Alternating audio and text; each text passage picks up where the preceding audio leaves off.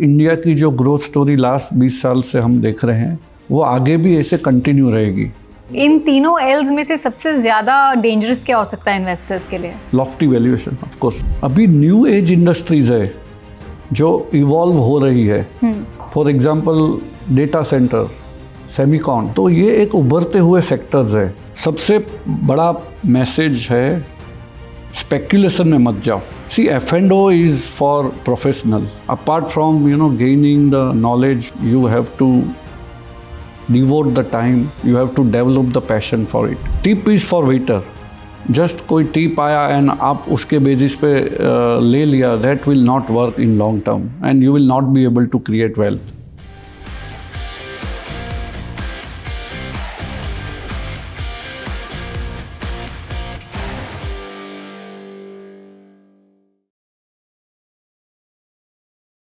India का investment landscape तेजी से बदल रहा है। आज कई investors short term market trends के पीछे भागते हैं, लेकिन असली वेल्थ पेशेंस, डिसिप्लिन, रिसर्च और कन्विक्शन से बनती है। मनी टीवी में हम मानते हैं कि सक्सेसफुल इन्वेस्टिंग की शुरुआत वैल्यू को समझने से होती है। इसीलिए हमारा कमिटमेंट सिंपल है, Money TV, find true value here. Welcome to market pillars uncovered, एक स्पेशल एजुकेशनल सीरीज जहां हम इंडिया के सबसे रिस्पेक्टेड मार्केट एक्सपर्ट्स की इन्वेस्टमेंट फिलॉसफीज, एक्सपीरियंसेस और इनसाइट्स को समझते हैं। आज हमारे साथ जुड़े हैं मिस्टर सुधीर भेड़ा, veteran investor, chartered accountant, family office mentor, angel investor और एजुकेशन लीडर। सालों से उन्होंने long term investing, business fundamentals, risk management और मार्केट के अलग अलग साइकिल्स में इन्वेस्टमेंट अपॉर्चुनिटीज को इवैल्यूएट करने पर अपने विचार और इनसाइट्स शेयर किए हैं। आज के एपिसोड में हम उनकी investment journey, family office revolution, 3L और 3M investing framework, risk management, wealth preservation और इंडिया के लॉन्ग टर्म ग्रोथ आउटलुक पर चर्चा करेंगे। Mister Bheda, thank you so much for joining us on Money TV. It's my pleasure to be here. Capital markets में आपकी journey बहुत interesting रही है। सालों से आपने कई साइकिल्स ऑब्जर्व किए हैं क्लोजली। तो कौन सी ऐसी लर्निंग्स हैं that have shaped your investment philosophy? या see, I am here in the last 20 years in the market and हम लोगों ने देखा है कि काफ़ी अप्स एंड डाउन मार्केट में आते हैं। जैसे एक हर्षद मेहता की तेजी 1995, उसके बाद एक बस्ट आया, बाद में again Ketan Parekh's boom has come, and then from 2003 to 2008 we have seen के एक unprecedented boom आई जिसमें काफ़ी लोगों ने बहुत अच्छी wealth बनाई, and then Lehman crisis came again, and since then 2011-12 से we have seen good flow in the market, and again this geopolitical problem we are facing since last 2 years. तो key learning is you have to build your conviction. You have to take calculated risk. You have to invest in the market. तो ही पैसा बनेगा. And you have to believe in India's growth story. Right. Ups and down तो हर एक की life में भी आते हैं और मार्केट में भी आते हैं. But if you focus really on your strength and India's growth story, you are sure to make and create good wealth. आपने अक्सर सेक्टर्स की बात करें तो power, energy, transmission, manufacturing, speciality chemicals, इनके बारे में काफ़ी रिसर्च की है, बात की है। आपके हिसाब से from here on long term के लिए कौन से बिजनेसेस या कौन से सेगमेंट्स में एक आपको प्रॉमिसिंग पोटेंशियल दिख रहा है? ये बहुत अच्छा सवाल है आपका।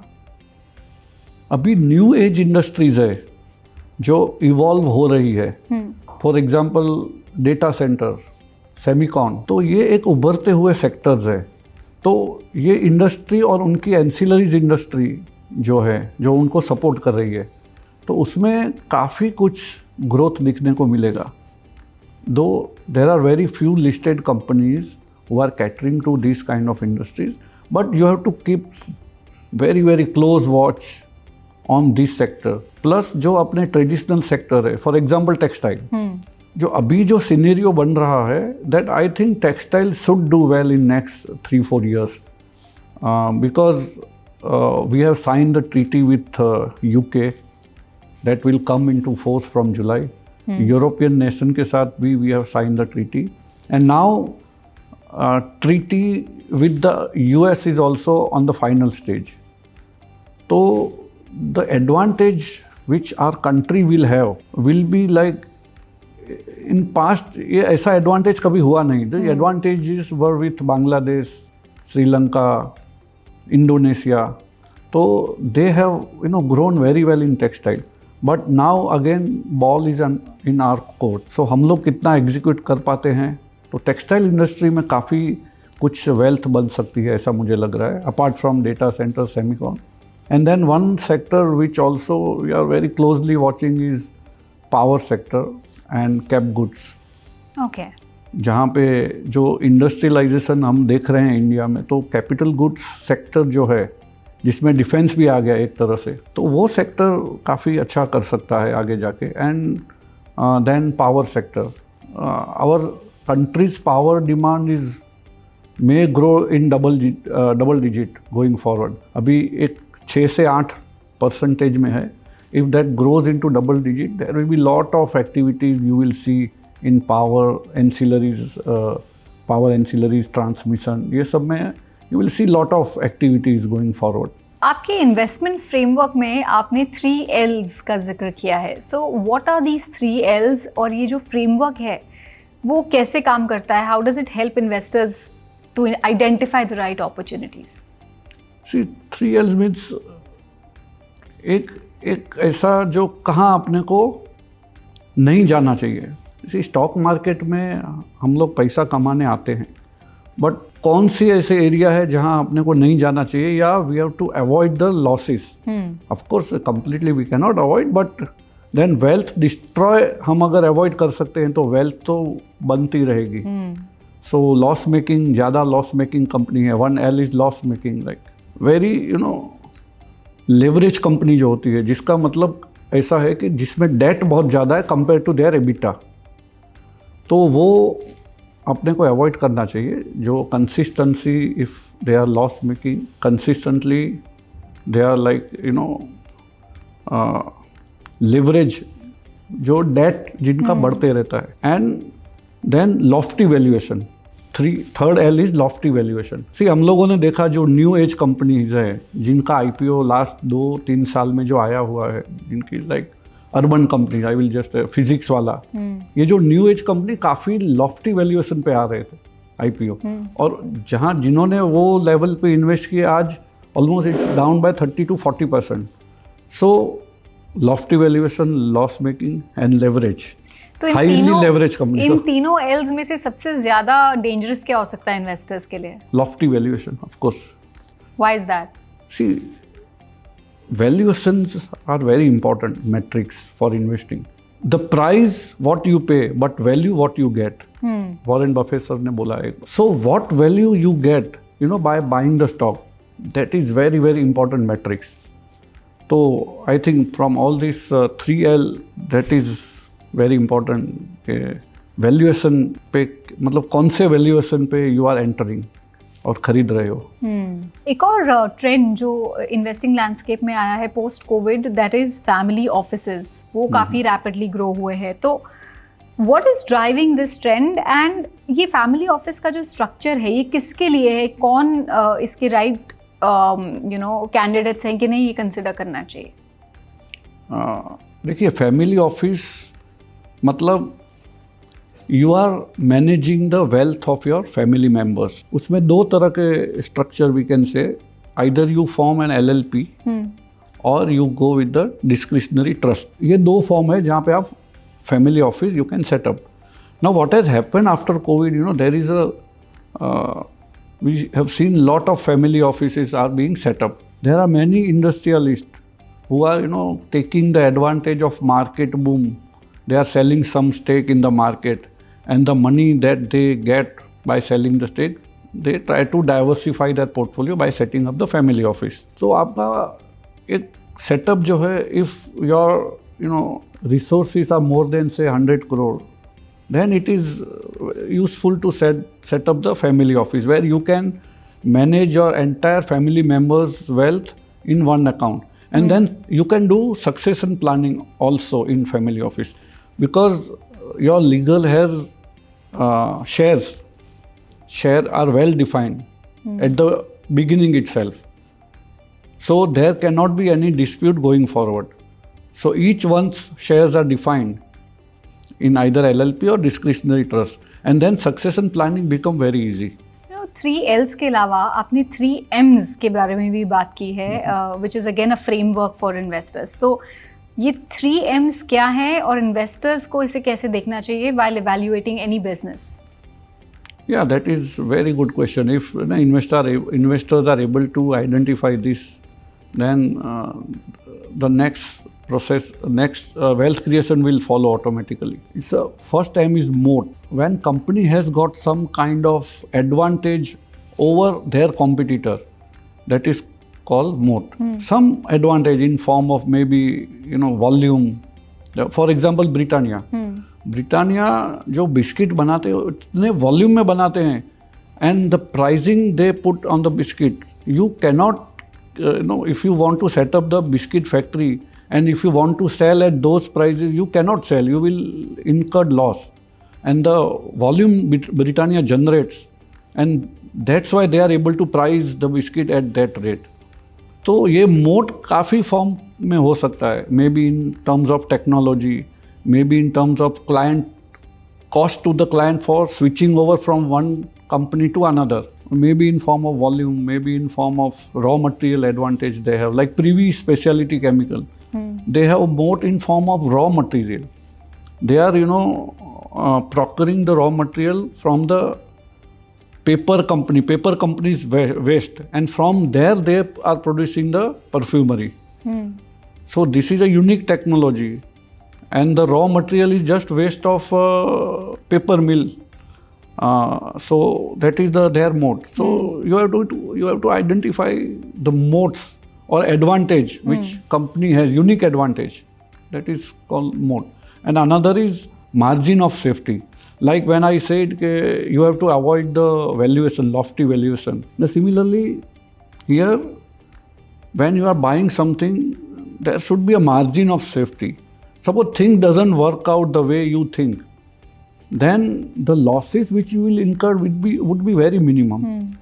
एक मार्जिन ऑफ सेफ्टी के साथ आप जाते हैं. जैसे अपने मार्केट साइकिल की बात की कि we have seen lot of ups and down, और ये अप डाउन मार्केट में आते ही रहते हैं. तो when market is in down trend, और वहाँ पे अगर आप जो एक शेयर्स का वैल्यूएशन जो रीजनेबल है because of the market condition, वहाँ पे आप लेते हो, तो आपका मार्जिन ऑफ सेफ्टी बहुत बढ़ जाता है.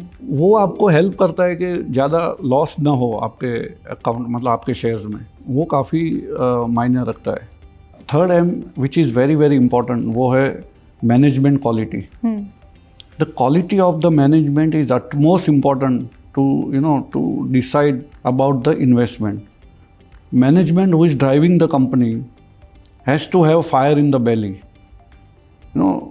There should be a vision to grow the company.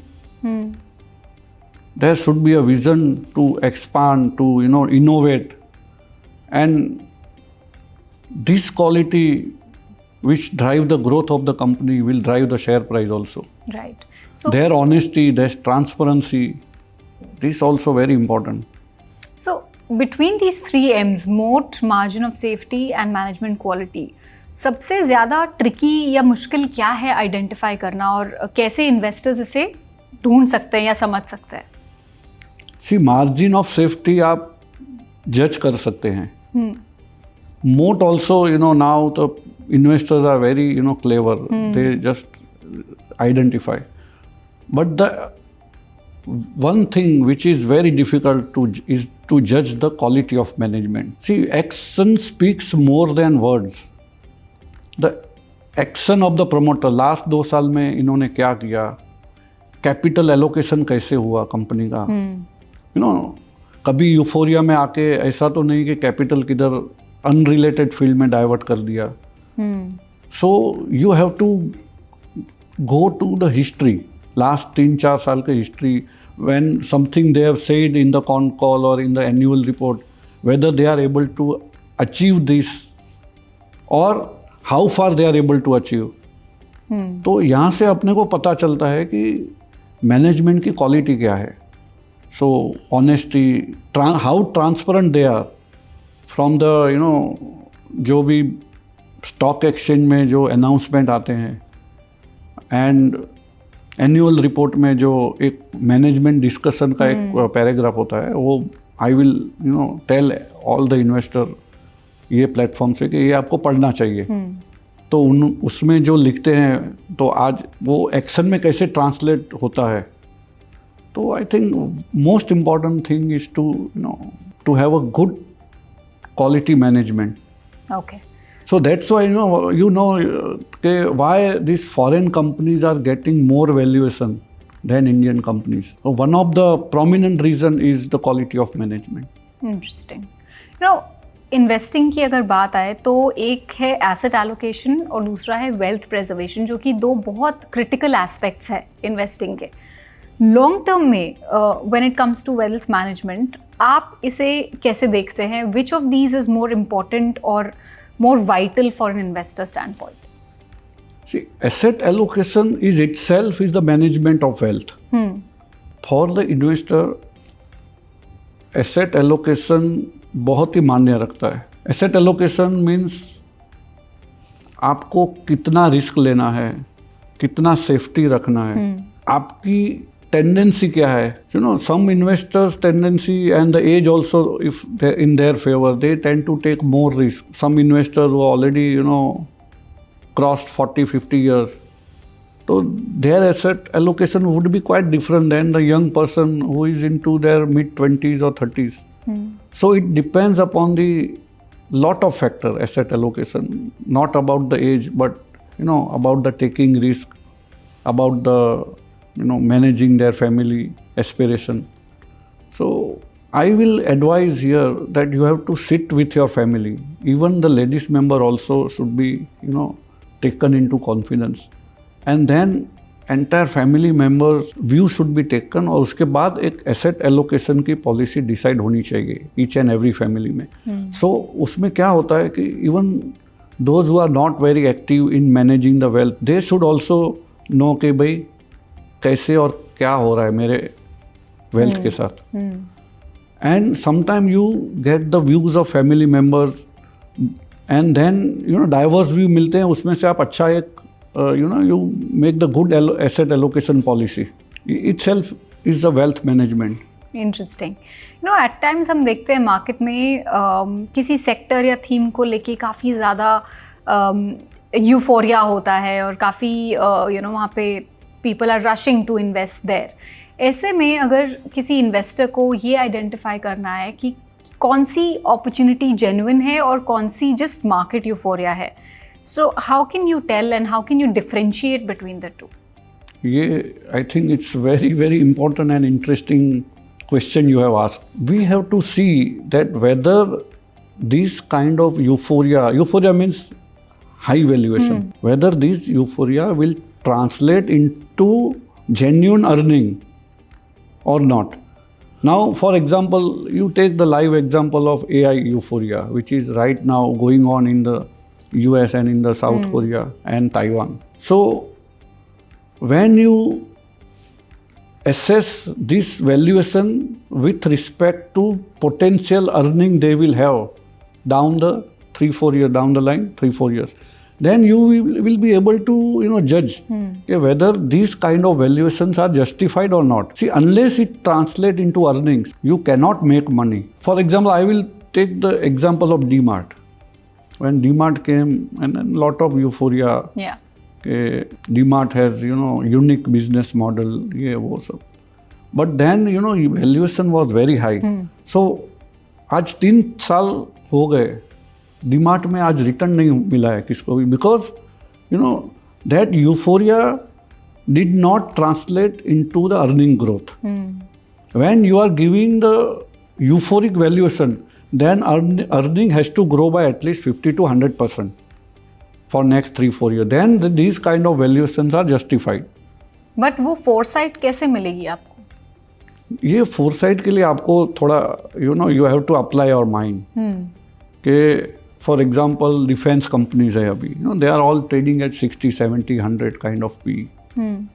Now from the available data, you have to judge whether these companies are going to grow at 60 to 80%, maybe 30 to, in the band between 30, 40 to 70, 80% or not. Like looking at the sector, looking at the opportunities, looking at the export potential, we believe that companies can grow easily between 30 to 70, 80%.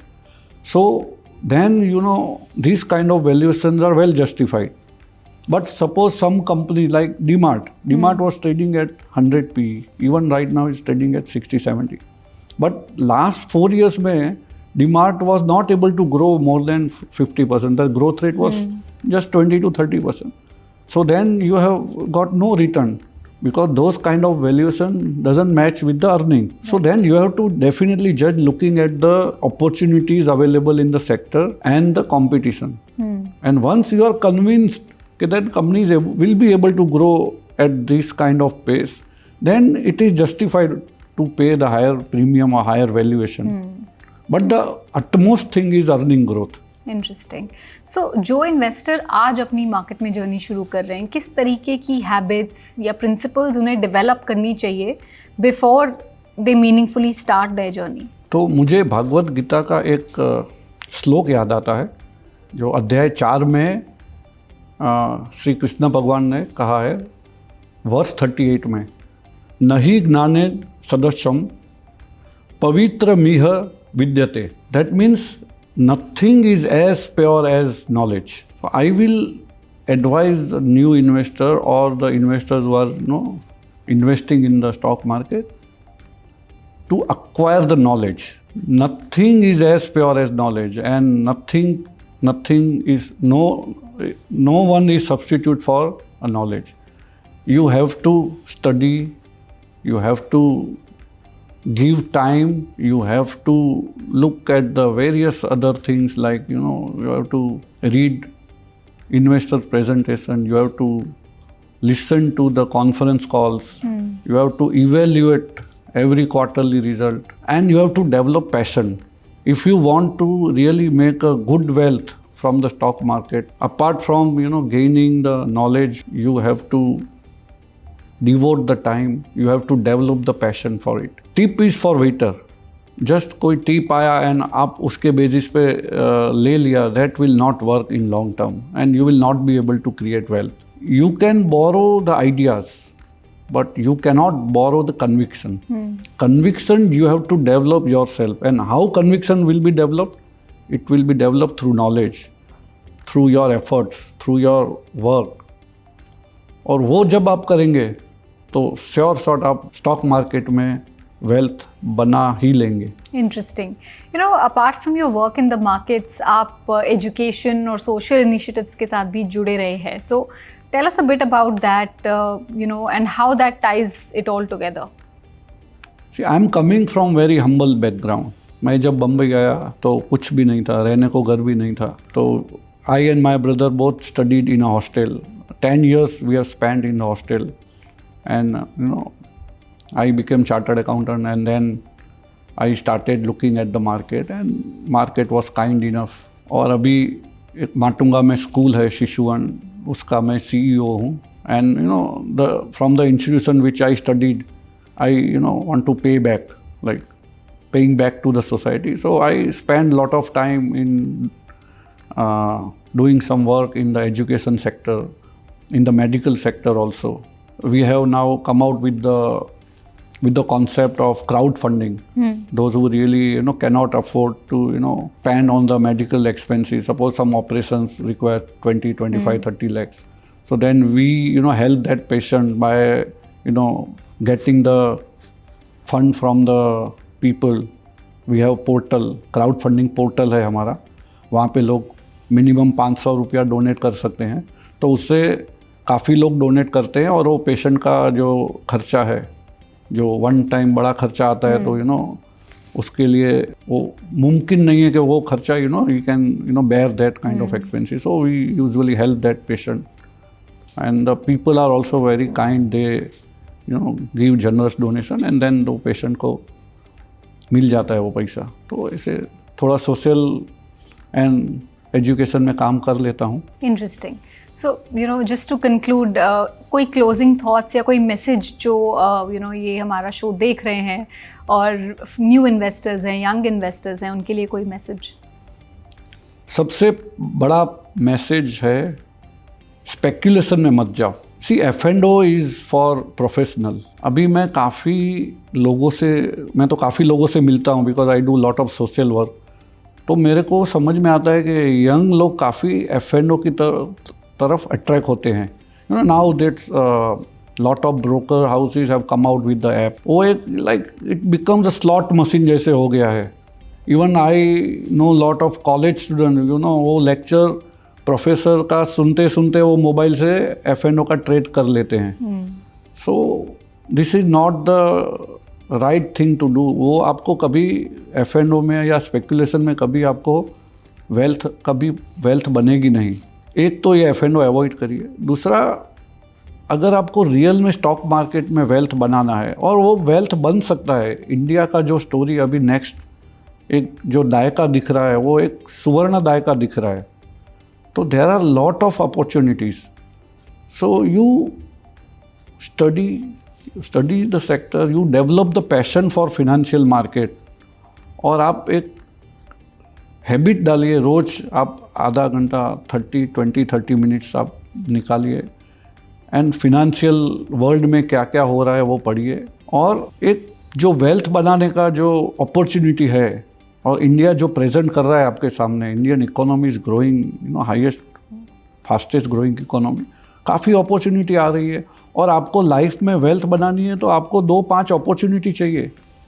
You can create good wealth by developing patience, by keeping faith in Indian economy, and by keeping faith in your knowledge conviction. और वो knowledge और conviction आपको develop करना है by acquiring the knowledge, by learning. अगर आपको ये नहीं करना है तो आप म्यूचुअल फंड में इन्वेस्ट करिए और अपना जो बिजनेस है वो देखिए। मगर रियल में if you want to really make the wealth, you have to have patience, you have to have knowledge, or you have to learn. Wonderful. And on that note, we'll conclude today's conversation. Thank you so much हमारे साथ बात करने के लिए. Thank you for calling me here. With that, it's a wrap on this episode of Market Pillars Uncovered. अगर आपको आज की ये डिस्कशन इंसाइटफुल लगी हो तो मनी टीवी को लाइक, शेयर और सब्सक्राइब जरूर कीजिएगा। याद रखिए, सक्सेसफुल इन्वेस्टिंग सिर्फ मार्केट ट्रेंड्स को फॉलो करने का नाम ही नहीं है। ये सही अपॉर्चुनिटीज को समझना, रिस्क्स को मैनेज करना और पेशेंस और डिसिप्लिन के साथ वेल्थ क्रिएट करने का सफर है। और इसी जर्नी में मनी टीवी आपकी मदद करता रहेगा to find true value here. मैं हूं कारुण्या राव, मिलते हैं अगले एपिसोड में। तब तक इन्वेस्ट स्मार्ट, स्टे इन्फॉर्म्ड।